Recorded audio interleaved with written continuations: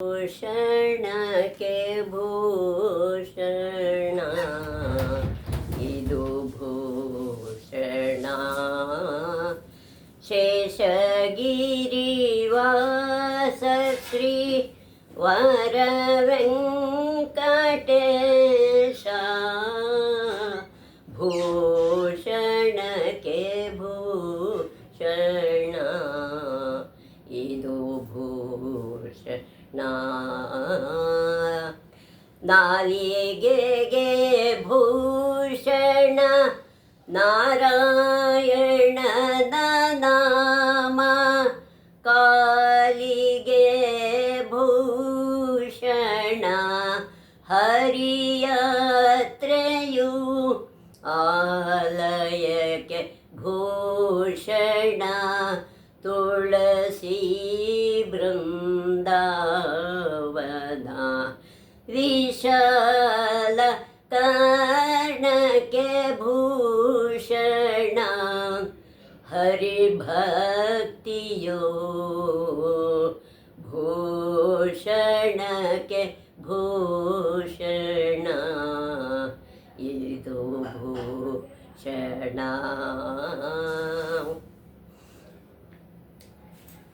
ನಮಸ್ಕಾರ ವೀಕ್ಷಕರೇ, ಇವತ್ತು ಎಲ್ಲರಿಗೂ ತಿಳಿದಂಥ ತಿರುಪತಿ ಕ್ಷೇತ್ರಕ್ಕೆ ಹೋಗೋಣ. ತಿರುಪತಿ ಇರೋದೆಲ್ಲರಿಗೂ ಗೊತ್ತಿದೆ, ಅದು ಹಿಂದೆ ಹೇಗಿತ್ತು, ಎಲ್ಲಿತ್ತು, ಹೇಗೆ ಬಂತು ಅನ್ನೋದನ್ನು ನಾವಿವತ್ತು ವಿಮರ್ಶೆ ಮಾಡೋಣ. ತಿರುಪತಿ ಇದೊಂದು ಪ್ರಸಿದ್ಧ ವೈಷ್ಣವ ಕ್ಷೇತ್ರ.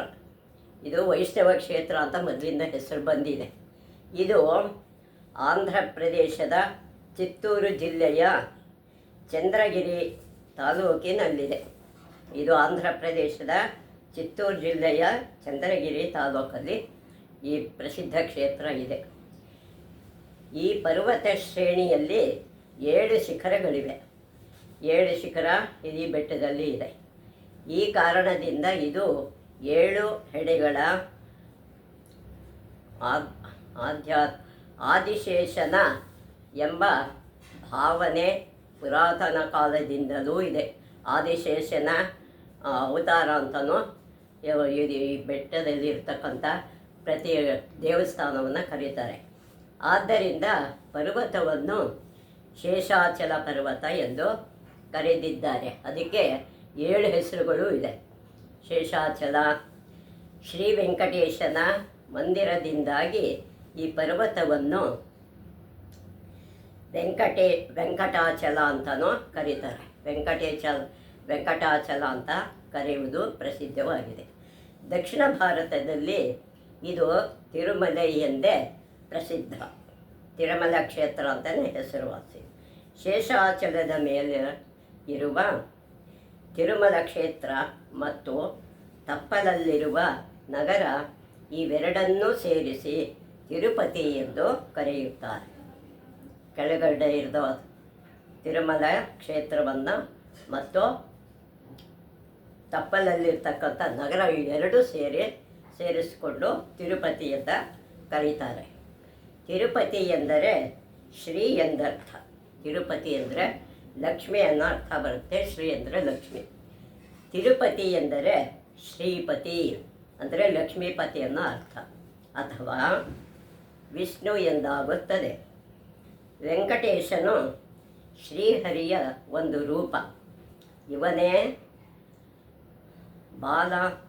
ಬಾಲಾಜಿ, ಇವನಿಗೆ ಬಾಲಾಜಿ ಅಂತಲೂ ಹೆಸರಿದೆ ಎಂಬ ಹೆಸರಿನಲ್ಲಿ ಉತ್ತರ ಭಾರತದಲ್ಲಿ ಪ್ರಸಿದ್ಧನಾಗಿದ್ದಾನೆ. ಬಾಲಾಜಿ ಅನ್ನೋ ದೇವರು ಉತ್ತರ ಪ್ರದೇಶದಲ್ಲಿ ಹೆಸರುವಾಸಿ. ತಿರುಪತಿ ಮಹಾತ್ಮೆಯಲ್ಲಿ ಸಂಬಂಧಿಸಿದಂತೆ ಒಂದು ಕತೆ ಹೀಗಿದೆ. ಯಾವುದರಲ್ಲಿ? ವೆಂಕಟೇಶ್ವರ ಮಹಾತ್ಮೆಯಲ್ಲಿ ಇದಕ್ಕೆ ಸಂಬಂಧಪಟ್ಟ ಒಂದು ಕತೆ ಹೀಗಿದೆ. ಒಮ್ಮೆ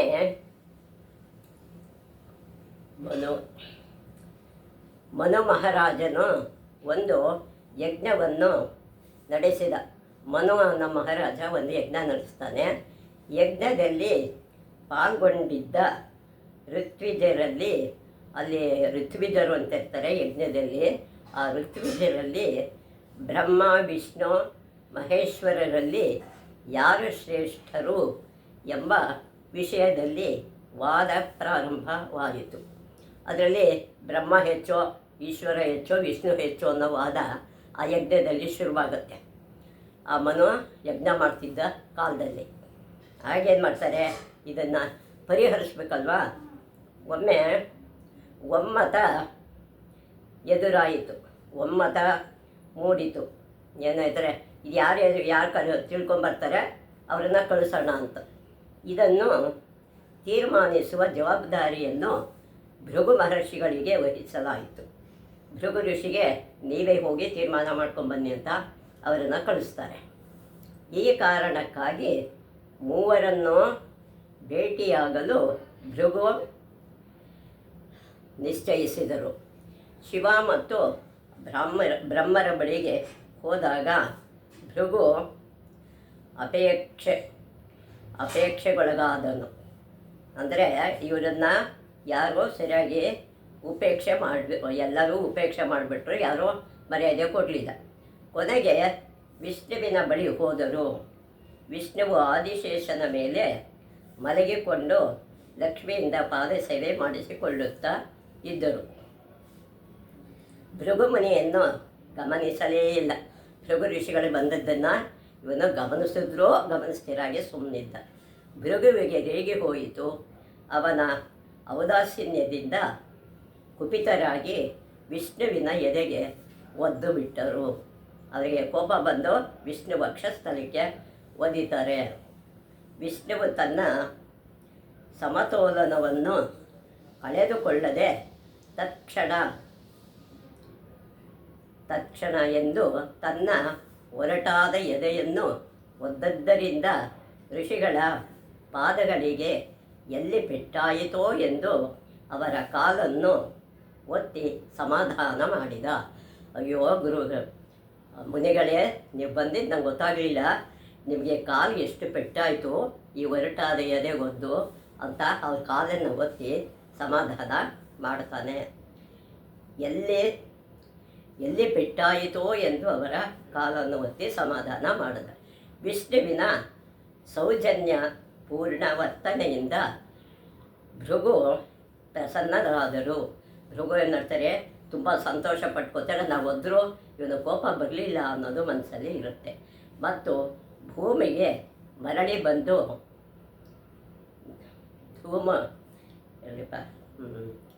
ಮೂವರಲ್ಲಿ ವಿಷ್ಣುವೇ ಶ್ರೇಷ್ಠ ಎಂದರು. ವಿಷ್ಣುವೇ ಎಲ್ಲರಿಗಿಂತ ಶ್ರೇಷ್ಠ ಅಂತ ಎಲ್ಲ ಋಷಿಗಳಿಗೂ ಹೇಳ್ತಾರೆ ಎಂಬ ನಿರ್ಣಯವನ್ನು ನೀಡಿದರು. ವಿಷ್ಣುವು ಮುನಿಗಳ ಒಡೆತದ ಚಿಹ್ನೆಯನ್ನು ಶ್ರೀವತ್ಸಲಾಂಛನ ಎಂದು ತನ್ನ ವಕ್ಷಸ್ಥಲದಲ್ಲಿ ಶಾಶ್ವತವಾಗಿರಿಸಿಕೊಂಡಿದ್ದಾನೆ. ಅವನ ಶ್ರೀವತ್ಸ ಅನ್ನೋ ಚಿಹ್ನೆ ಅದು. ಈ ಘಟನೆಯಿಂದ ಲಕ್ಷ್ಮಿಗೆ ಅಸಮಾಧಾನವಾಯಿತು. ಅವಳಿಗೆ ಕೋಪ ಬಂತು. ನಾನಿದ್ದ ಸ್ಥಳವನ್ನು ಭೃಗುಮುನಿ ಒದ್ದರು, ಇವರಿಗೆ ಏನು ಅನ್ನಲಿಲ್ವಲ್ಲ ಅನ್ನೋ ಇದರಿಂದ ಅವಳೇನು ಮಾಡ್ತಾಳೆ, ಭೃಗುವಿಗೆ ಶಿಕ್ಷೆ ನೀಡುವುದರ ಬದಲು ಆದರಿಸಿದ್ದನ್ನು ಕಂಡು ವಿಷ್ಣುವಿನ ಮೇಲೆ ಸಿಟ್ಟಾಗಿ ವೈಕುಂಠವನ್ನು ತೊರೆದು ಹೊರಟಳು. ವೈಕುಂಠನ ಬಿಟ್ಬಿಟ್ಟು ಹೊರಟೋಗ್ಬಿಡ್ತಾಳೆ. ವಿಷ್ಣುವು ಲಕ್ಷ್ಮಿಯನ್ನು ಹುಡುಕಿಕೊಂಡು ಭೂಲೋಕಕ್ಕೆ ಬಂದ. ಭೂಲೋಕಕ್ಕೆ ಅವಳನ್ನು ಹುಡುಕೊಂಡು ಅವನು ಬರ್ತಾನೆ. ಕೃಷ್ಣನ ಭಕ್ತನಾದ ಬಕುಳಾದೇವಿ ಆಶ್ರಮಕ್ಕೆ ಬಂದನು. ಅವಳು ಭಕ್ತಳಾಗಿ ಅಲ್ಲಿ ಕಾಯ್ತಾ ಇರ್ತಾಳೆ. ಅಲ್ಲಿ ಆಕಾಶರಾಜನ ಮಗಳಾದ ಪದ್ಮಾವತಿಯನ್ನು ವಿಷ್ಣು ಮದುವೆಯಾದ. ಅಲ್ಲಿ ಪದ್ಮಾವತಿನ ಮದುವೆ ಮಾಡ್ಕೊಳ್ತಾನೆ. ಈ ವಿಷಯ ತಿಳಿದ ಲಕ್ಷ್ಮಿ ಪದ್ಮಾವತಿಯೊಂದಿಗೆ ಜಗಳವಾಡಿದಳು. ಇಬ್ಬರು ಜಗಳ ಕಾಯ್ತಾ ಇರ್ತಾರೆ. ಆವಾಗ ಏನು ಮಾಡ್ತಾನೆ ವಿಷ್ಣು, ಇವರಿಬ್ಬರ ಜಗಳವನ್ನು ಬಿಡಿಸಲಾಗದೆ ತಾನೇ ಕಲ್ಲಾಗಿ ಬಿಟ್ಟನು. ದೇವತೆಗಳೆಲ್ಲ ಬಂದು ವಿಷ್ಣುವನ್ನು ಸಮಾಧಾನಪಡಿಸಿದರು. ದೇವತೆಗಳೇ ಬಂದು ವಿಷ್ಣುವನ್ನು ಸಮಾಧಾನ ಮಾಡ್ತಾರೆ. ಕಲಿಯುಗದಾದ್ಯಂತ ಶಿಲೆಯ ರೂಪದಲ್ಲೇ ಇಲ್ಲಿ ಇರಲು ಇಲ್ಲೇ ಕಲಿಯುಗದಲ್ಲಿ ಶಿಲೆ ರೂಪದಲ್ಲೇ ಇಲ್ಲಿ ಇರ್ತೀನಿ ಅಂತ ವಿಷ್ಣು ಒಪ್ಪಿದ. ಈ ವಿಷ್ಣು ಶಿಲೆಯೇ ಈಗ ತಿರುಮಲೆಯಲ್ಲಿ ಆರಾಧಿಸಲ್ಪಡುತ್ತಿರುವ ವೆಂಕಟೇಶ್ವರನ ವಿಗ್ರಹ. ಈಗ ಅದೇ ಕಲ್ಲಾಗಿರೋದು ಇವತ್ತು ಅಲ್ಲೇ ಇದೆ. ಇಲ್ಲಿ ವೆಂಕಟೇಶನ ಬಳಿ ಲಕ್ಷ್ಮಿ ನಿಂತಿಲ್ಲ, ಲಕ್ಷ್ಮಿ ಇಲ್ಲ. ಅಲ್ಲಿ ಎಲ್ಲಿದ್ದಾಳೆ? ಆಕೆಯ ಮಂದಿರವು ಬೆಟ್ಟದ ತಪ್ಪಲಿನಲ್ಲಿರುವ ತಿರುಚಾನೂರಿನಲ್ಲಿದೆ. ಅಂದರೆ ಪದ್ಮಾವತಿ ಅನ್ನೋ ಲಕ್ಷ್ಮಿ ಅಂತ ಕರೀತಾರೆ. ಅದು ತಪ್ಪಲಲ್ಲಿ ತಿರುಚನ್ನೂರು ಅಂತ ಇದೆ, ಅಲ್ಲಿ ಅವಳ ದೇವಸ್ಥಾನ ಇದೆ. ಇಲ್ಲಿ ಆಕೆಯನ್ನು ಪದ್ಮಾವತಿ ಮತ್ತು ಅಲಮೇಲಮಂಗಮ್ಮ ಎಂದು ಕರೆಯುತ್ತಾರೆ. ಈ ಕ್ಷೇತ್ರಕ್ಕೆ ಕನಿಷ್ಠ 2000 ವರ್ಷಗಳ ಇತಿಹಾಸವಿದೆ.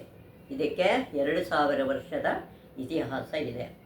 ಕ್ರಿಸ್ತ ಶಕ 790ರ ಒಂದು ಶಿಲಾನುಶಾಸನ ಇಲ್ಲಿ ದೊರೆತಿದ್ದು, 790ರಲ್ಲಿ ಇಲ್ಲೊಂದು ಶಿಲಾಶಾಸನ ಸಿಕ್ಕಿದೆ. ಅದರಲ್ಲಿ ಇದೇ ಅತ್ಯಂತ ಪ್ರಾಚೀನ ಶಿಲೆಯ ಲೇಖ.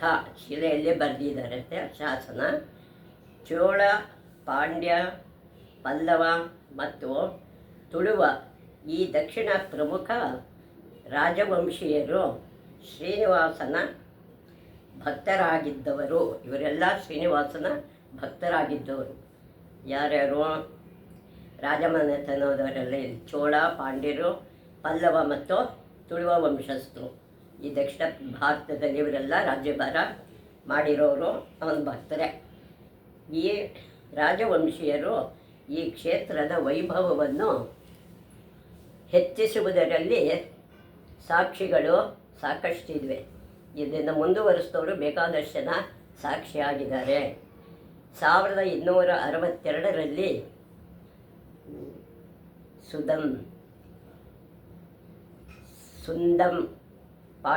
ಸುಂದಮ್ಮನೋ ಪಾಂಡ್ಯ ರಾಜ ಇರ್ತಾನೆ. ಮಂದಿರದ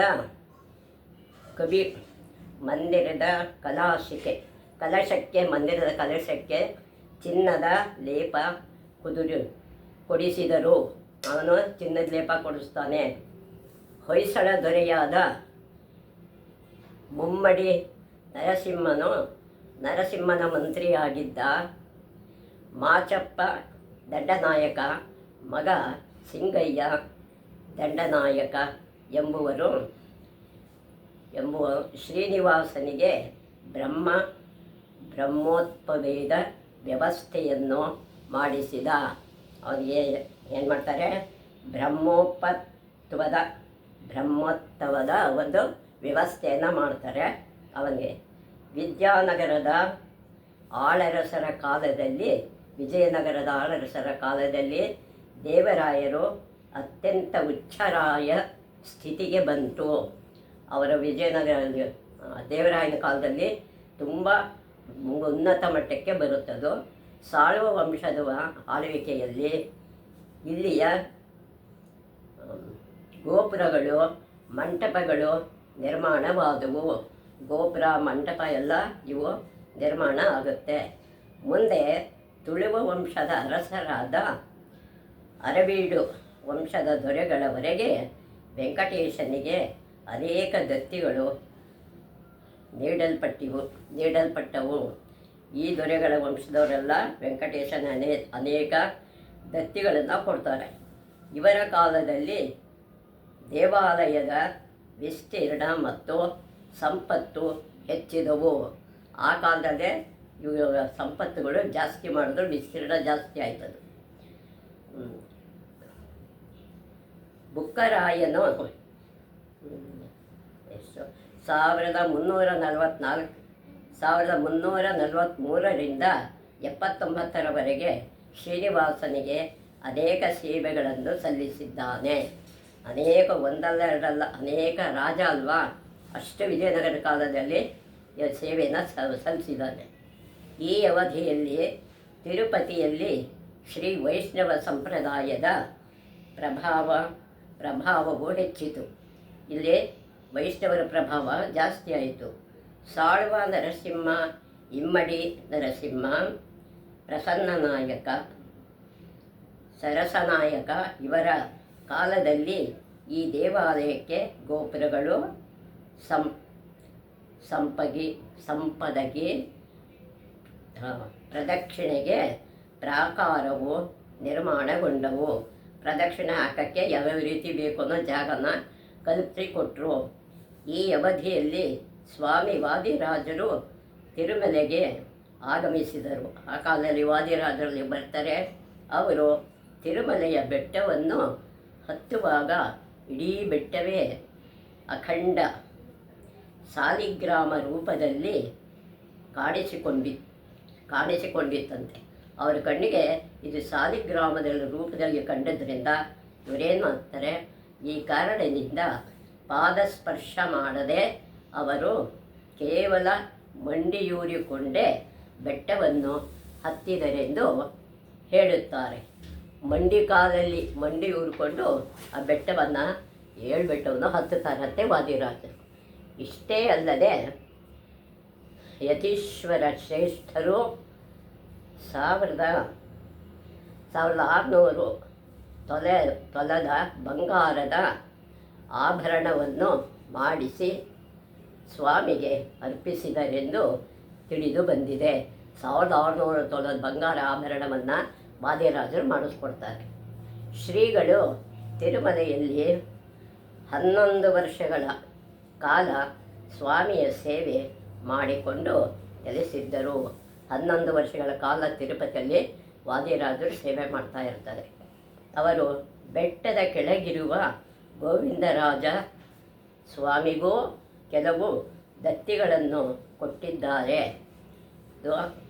ಗೋವಿಂದರಾಜನಿಗೂ ಅನೇಕ ದತ್ತಿಗಳನ್ನು ಇವರು ನೀಡಿದ್ದಾರೆ. ಕೃಷ್ಣದೇವರಾಯನು ಕ್ರಿಸ್ತಶಕ 1518ರಲ್ಲಿ ಈ ಮಂದಿರದ ಗೋಪುರ ವಿಮಾನವನ್ನು ಜೀರ್ಣೋದ್ಧಾರ ಮಾಡಿಸಿದ. ಇದನ್ನು ಜೀರ್ಣೋದ್ಧಾರ ಮಾಡಿಸ್ತಾನೆ, ಅಂದರೆ ರಿಪೇರಿ ಮಾಡಿಸ್ತಾನೆ ಆ ದೇವಸ್ಥಾನವನ್ನು. ಕರ್ನಾಟಕ ರಾಜ್ಯದ ರಮಾರಮಣನೆಂದು ಪ್ರಸಿದ್ಧನಾದ ಕೃಷ್ಣದೇವರಾಯನು ಬಾಲಾಜಿಯ ಪರಮ ಭಕ್ತನಾಗಿದ್ದ. ಬಾಲಾಜಿ ದೇವ್ರ ಭಕ್ತನೂ ಆಗಿರ್ತಾರೆ ಕೃಷ್ಣದೇವರಾಯನು. ಈತನು ತನ್ನ ಆಳ್ವಿಕೆಯ ಕಾಲಾವಧಿಯಲ್ಲಿ 7 ಸಲ ಶ್ರೀನಿವಾಸರ ದರ್ಶನಕ್ಕೆ ಹೋಗಿದ್ದನಂತೆ. ಸದ್ಯ ಒಂದು ಸಲ ಹೋಗೋದೇ ಕಷ್ಟ. ಅವನು ಹೇಗಿದ್ರು ರಾಜ ಆಗಿದ್ದ. 7 ಸಲ ಬಂದಂತೆ ಅವನ ರಾಣಿಗಳ ಜೊತೆಯಲ್ಲಿ. ಅನೇಕ ಸಲ ತನ್ನೊಂದಿಗೆ ರಾಣಿಯರನ್ನು ಕರೆದುಕೊಂಡು ಹೋಗಿದ್ದಾನೆ. ಪ್ರತಿ ಬಾರಿ ಹೋದಾಗಲೂ ಅಪಾರ ದ್ರವ್ಯವನ್ನು ಕಾಣಿಕೆಯಾಗಿ ಸಲ್ಲಿಸಿದ್ದಾನೆ. ಅಪಾರ ದ್ರವ್ಯಗಳನ್ನು, ಹಣವನ್ನು ಅದಕ್ಕೆ ಕಾಣಿಕೆಯಾಗಿ ನೀಡುತ್ತಾ ಇದ್ದ. ರತ್ನಖಚಿತ ಕಿರೀಟ, ಮುತ್ತಿನ ಸರಗಳು, ಪದಕಗಳು, ಆರತಿಯ ತಟ್ಟೆಗಳು, ಉಡುದಾರ, ಖಡ್ಗ, ಕಠಾರಿ, ಭುಜಕೀರ್ತಿಗಳು, ಕಂಠೀಹಾರಗಳು, ಸುವರ್ಣ ನಾಣ್ಯಗಳು, ತೋಳ್ಬಂದಿ, ಬಳೆಗಳು ಮುಂತಾದಾಗಿ ಲಕ್ಷಾಂತರ ರೂಪಾಯಿ ಬೆಲೆಯ ಒಡವೆಗಳನ್ನು ಶ್ರೀನಿವಾಸನ ಪಾದಕ್ಕೆ ಅರ್ಪಿಸಿದ್ದಾನೆ. ಒಮ್ಮೆ ದೇವರಿಗೆ ಕನಕಾಭಿಷೇಕವನ್ನು ಮಾಡಿಸಿದ್ದಾನೆ. ಕನಕಾಭಿಷೇಕ, ಚಿನ್ನದ ಅಭಿಷೇಕನ ಮಾಡಿಸಿದ್ದಾನಂತೆ ಕೃಷ್ಣದೇವರಾಯ. ವಿಜಯನಗರದ ಪತನವಾದ ನಂತರ ಈ ಕ್ಷೇತ್ರ ಮುಸಲ್ಮಾನರ ಆಳ್ವಿಕೆಯಲ್ಲೂ ಕೆಲವು ವರ್ಷಗಳನ್ನು ಕಳೆಯಬೇಕಾಯಿತು. ಅಲ್ಲೂ ಮುಸ್ಲಿಮರು ಬಿಡಲಿಲ್ವೇ, ಅಲ್ಲೂ ಕೆಲವು ವರ್ಷಗಳ ಕಾಲ ಅವನು ಅದರಲ್ಲೇ ಕಳಿಬೇಕಾಗತ್ತೆ. ಮೂರ್ತಿ ಭಂಜಕ ಮುಸಲ್ಮಾನರ ಆಕ್ರಮಕ್ಕೆ ಒಳಗಾದ ಕೆಲವೇ ಮಂದಿರಗಳಲ್ಲಿ ಇದು ಒಂದು. ಎಲ್ಲ ಮಂದಿರಗಳು ಆಗಿದೆ, ಅದರಲ್ಲಿ ಇದು ಒಂದು ಅವರ ಆಕ್ರಮಣಕ್ಕೆ ಒಳಗಾಗಿದೆ. ಕ್ರಿಸ್ತಶಕ 1843ರಲ್ಲಿ ಬ್ರಿಟಿಷರು ಈ ಮಂದಿರ ಜವಾಬ್ದಾರಿಯನ್ನು ಇಲ್ಲಿನ ಹಾತಿರಾಮ ಮಹಂತರ್ ಮಹಂತರ ಮಠಕ್ಕೆ ವಹಿಸಿದರು. ಅಲ್ಲಿ ಹಾತಿರಾಜ ಅಂತ ಒಬ್ಬ ಇರ್ತಾನೆ, ಹಸಾರಿರಾಮ ಅಂತಾನೆ, ಹಾತಿರಾಮ ಮಂತ್ರ ಅಂತ ಇರ್ತಾನೆ. ಅವನಿಗೆ ಆ ಮಠಕ್ಕೆ ವಹಿಸ್ಕೊಡ್ತಾರೆ. ಈ ಮಹಂತರ ಆಡಳಿತದಿಂದಾಗಿ ಗೊಂದಲ ಉಂಟಾದಾಗ ಇದಕ್ಕೆ ಇಬ್ರಿಗೂ ಜಗಳ ಹತ್ಕೊಳ್ಳುತ್ತೆ. ಏನು ಮಾಡೋದು ಅಂದ್ಕೊಂಡು ಅವಾಗೇನು ಮಾಡ್ತಾರೆ, 1933ರಲ್ಲಿ ಮದ್ರಾಸಿನ ಸರ್ಕಾರವು ಒಂದು ಸಮಿತಿಯನ್ನು ರಚಿಸಿತು. ಒಂದು ಸಮಿತಿ ಮಾಡ್ತಾರೆ ಮದ್ರಾಸಲ್ಲಿ. ಆಗ ಈಗಿನ ಚೆನ್ನೈ ಅವಾಗ ಮದ್ರಾಸಾಗಿತ್ತು. ಸರ್ಕಾರದ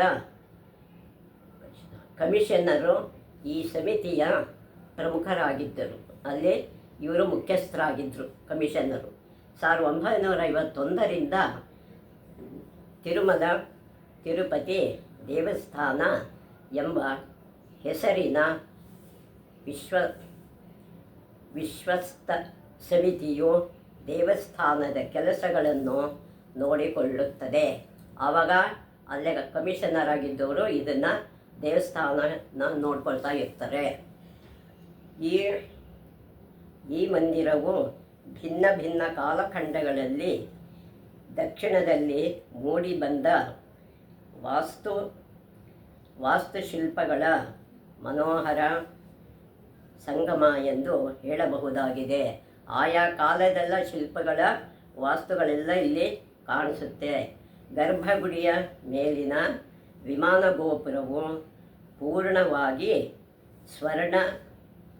ಸ್ವರ್ಣಲೇಪಿತವಾಗಿದೆ.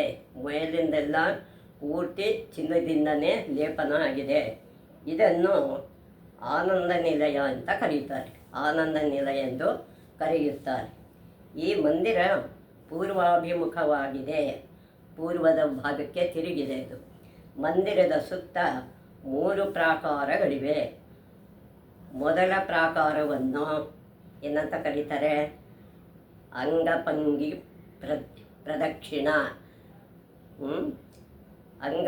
ಪ್ರದಕ್ಷಿಣ ಅಂತ ಕರೀತಾರೆ ಎಂದು ಕರೆಯುತ್ತಾರೆ.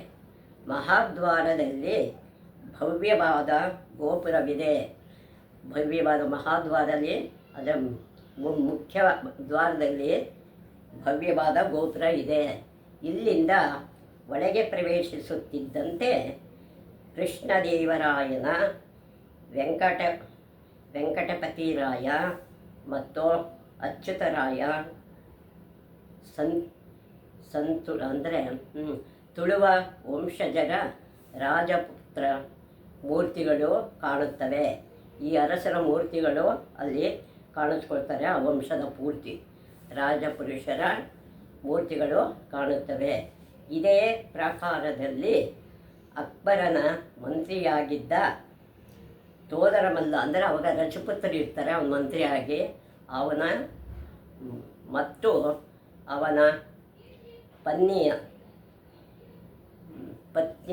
ಅವನ ಪತ್ನಿಯ ಮೂರ್ತಿಗಳು ಇವೆ. ತೋದರಮಲ್ಲನ ಪತ್ನಿಯ ಇದು ಮೂರ್ತಿನೂ ಇದೆ. ಎದುರಿಗೆ ಸ್ವರ್ಣಲೇಪಿತ ಎತ್ತರವಾದ ಧ್ವಜಸ್ತಂಭವಿದೆ.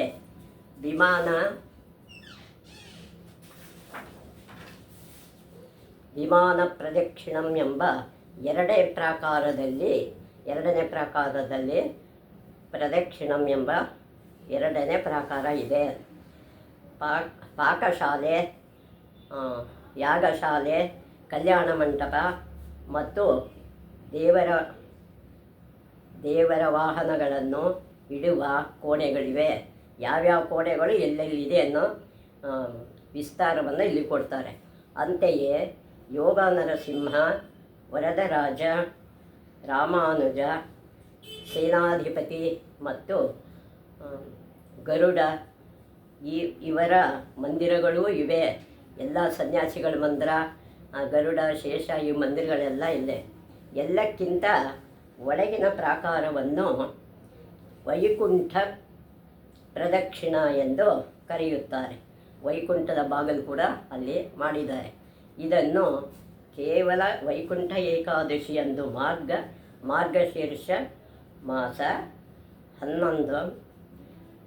11 ದಿನ ತೆರೆಯಲಾಗುತ್ತದೆ. 11 ದಿವಸ ತೆಗೆದಿರ್ತಾರಂತ ಆ ಟೈಮಲ್ಲಿ ಬಾಗಿಲನ್ನು. ದೇವಾಲಯದ ಒಳಪ್ರಾಕಾರದಲ್ಲಿ ಬಂಗಾರದ ತಗಡಿನಿಂದ ಹೊದಿಸಲಾದ ಒಂದು ಬಾವಿ ಇದೆ.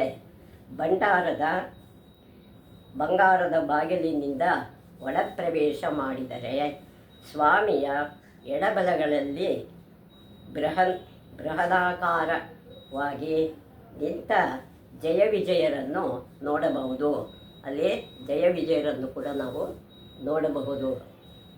ಎದುರುಗಡೆ 7 ಅಡಿ ಎತ್ತರದ ಕರಿಶಿಲೆಯ 4 ಕೈಗಳ ಭವ್ಯವಾದ ವೆಂಕಟೇಶ ಮೂರ್ತಿ ಇದೆ. ಕರಿಶಿಲೆಯಲ್ಲಿದೆ ವೆಂಕಟೇಶನ ಮೂರ್ತಿ ಅತ್ಯಂತ ಮೋಹಕವಾಗಿದೆ. ದೇವರ 4 ಕೈಗಳ ಪೈಕಿ ಹಿಂದಿನ 2 ಕೈಗಳಲ್ಲಿ ಶಂಖಚಕ್ರಗಳಿವೆ. ಇನ್ನೆರಡು ಕೈಗಳಲ್ಲಿ ಒಂದು ಸೊಂಟದ ಮೇಲೆ, ಇನ್ನೊಂದು ಅಭಯ ಮುದ್ರೆಯಲ್ಲಿ ಇದೆ. ಎಡಭಾಗದಲ್ಲಿ ಗೋವಿಂದ ಮತ್ತು ನಾರಾಯಣ ಎಂದು ನಾಮಸ್ಮರಣೆ ಮಾಡುವ ಬೃಹದಾಕಾರದ ಗಂಟೆಗಳಿವೆ. ಬಲಭಾಗದಲ್ಲಿ ರಾಜ ಕಣಜ ಎಂಬ ಹುಂಡಿ ಇದೆ. ಸ್ವಾಮಿಯ ಶಯನ ಮಂಟಪದಲ್ಲಿ ಬ್ರಹ್ಮದೇವ ಹಚ್ಚಿಟ್ಟರೆಂದು ಹೇಳುವ ನಂದಾದೀಪ ಸದಾ ಬೆಳಗುತ್ತಿರುತ್ತದೆ. ಅವನ ಕಾಲಲ್ಲಿ ಬ್ರಹ್ಮನೇ ಬಂದು ಇಲ್ಲಿ ನಂದಾದೀಪ ಹಚ್ಚಿದ್ದಾನೆ. ಆ ನಂದಾದೀಪ ಇವತ್ತಿಗೂ ಉರಿತಿದೆ ಅನ್ನೋ ನಂಬಿಕೆ. ತಿರುಮಲ ಧಾಮನ ಈ ಭವ್ಯ ರೂಪ ಕಂಡಾಗ ಜನ್ಮ ಸಾರ್ಥಕವಾದ ಭಾವ ಮೂಡುತ್ತದೆ.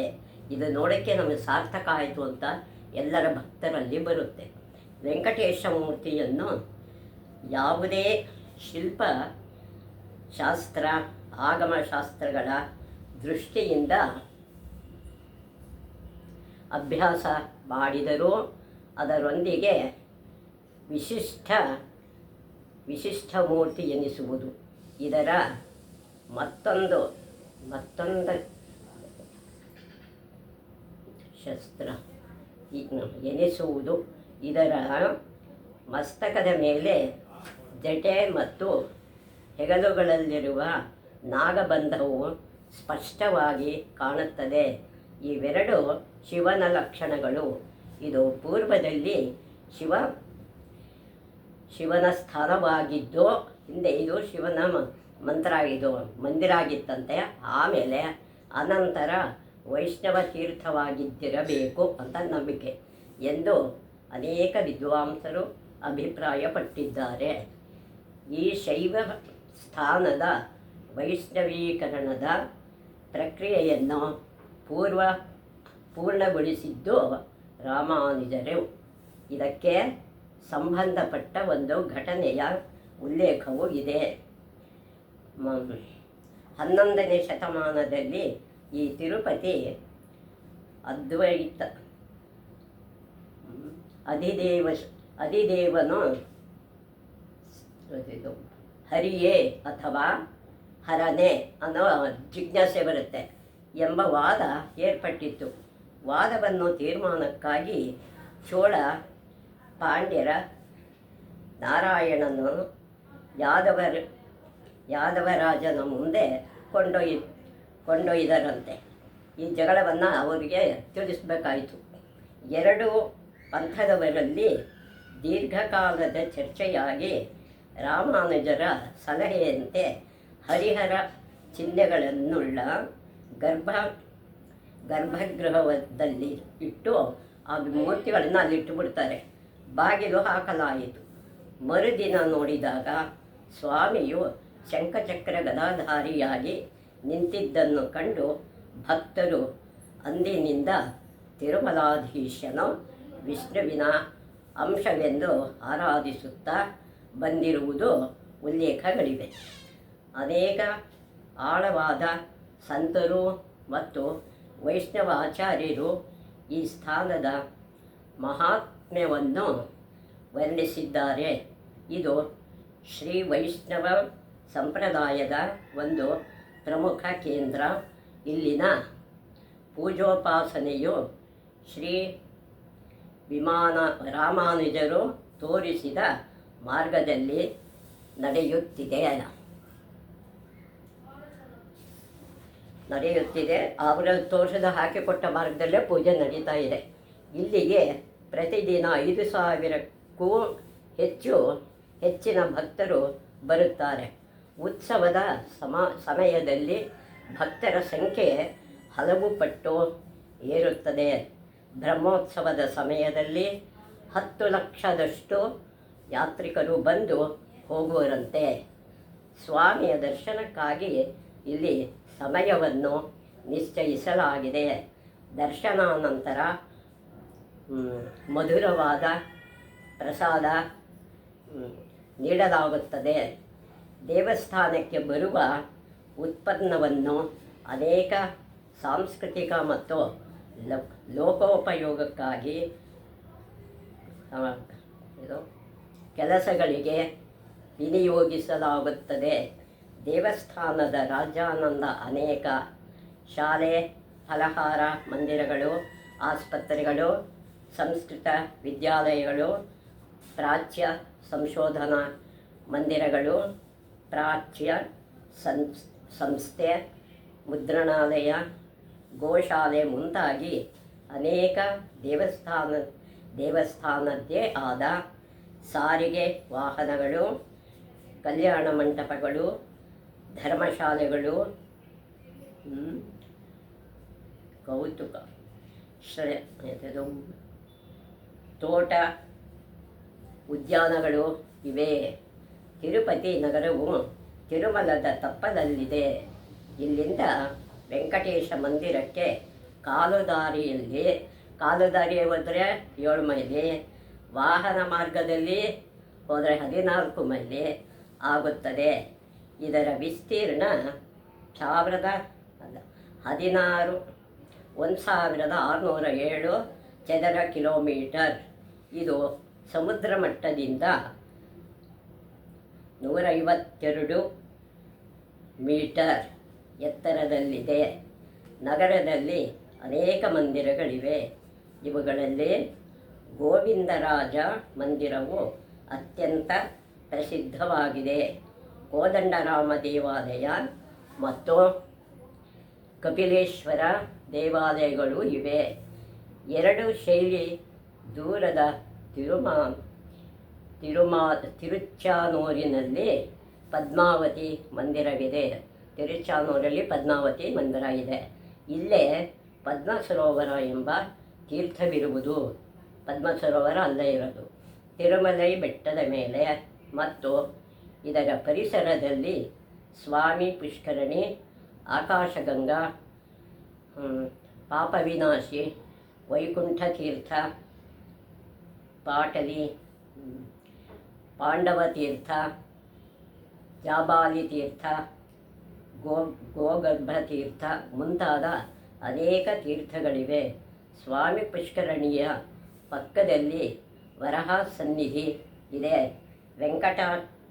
ವೆಂಕಟಾಚಲಪತಿಯನ್ನು ಸಂದರ್ಶಿಸುವ ಮೊದಲು ವೆಂಕಟೇಶನ ನೋಡೋಕ್ಕೆ ಮೊದಲು ವರಹ ಸ್ವಾಮಿನ ದರ್ಶನ ಮಾಡಬೇಕು.